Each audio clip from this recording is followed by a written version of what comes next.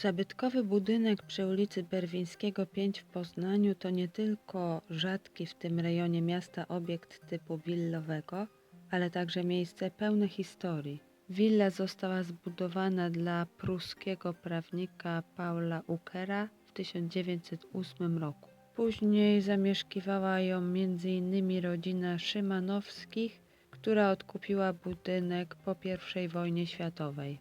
Budynek skonfiskowano Polakom po wybuchu II wojny światowej, a po otrzymaniu nominacji na namiestnika, czyli Gauleitera Rzeszy w tzw. kraju Warty, w willi zamieszkał Artur Greiser. Ten urodzony w Środzie Wielkopolskiej niemiecki polityk przez całe swoje dorosłe życie ział fanatyczną nienawiścią do Polski i Polaków, jak czytamy w książce profesora Czesława Łuczaka. Poznańską willę Greiser wyposażył m.in. w zagrabione ludności polskiej stylowe meble, cenne dzieła sztuki i inne wartościowe przedmioty. Zlecił też budowę schronu przeciwlotniczego w podziemiach budynku. Obecnie obiekt przy Berwińskiego jest siedzibą Radia Poznań i w ramach Dni Twierdzy rozgłośnia udostępnia schron dla zwiedzających. Jest to też okazja, by zobaczyć historyczne wnętrza willi.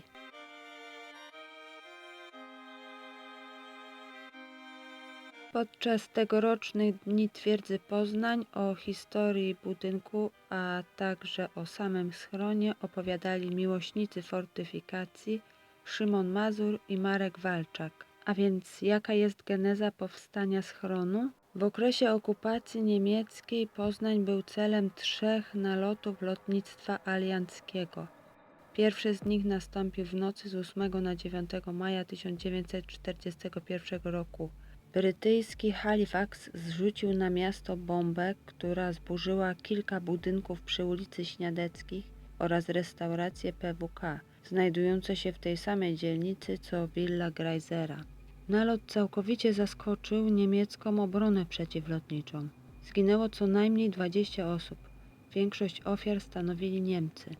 Niejasne są okoliczności, w których aliancki samolot znalazł się nad Poznaniem.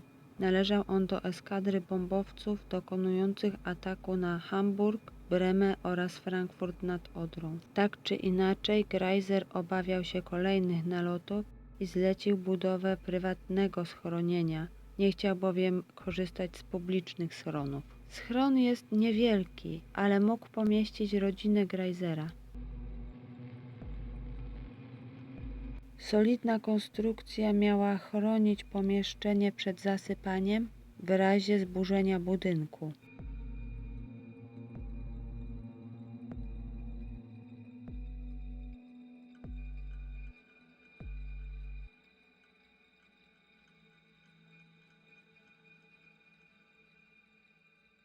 Można zobaczyć wyposażenie z okresu II wojny światowej, takie jak apteczka medyczna z zawartością czy worek do transportu żywności. Jest też autentyczny radioodbiornik Telefunken oraz repliki przedmiotów z czasów okupacji. Wiadomo, że Greiser mógł podjąć próbę samodzielnego wydostania się ze schronu poprzez wyjście ewakuacyjne znajdujące się za pancernymi drzwiami.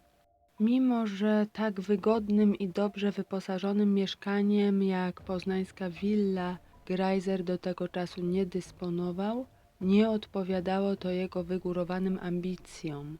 Dlatego postanowił wybudować dla siebie luksusowy pałac położony na obrzeżach Poznania w pięknej krajobrazowo miejscowości. Po długich poszukiwaniach znalazł na miejsce przyszłego zamieszkania teren o powierzchni 30 hektarów, znajdujący się nad jeziorem Góreckim.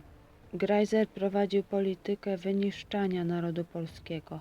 Jak czytamy w książce profesora Łuczaka, społeczeństwo polskie kraju Warty na skierowane przeciw niemu eksterminacyjne i dyskryminacyjne poczynania Greisera odpowiadało oporem, który trwał z różnym nasileniem i w rozmaitych formach przez cały okres okupacji. Po wojnie Greiser został aresztowany w Austrii.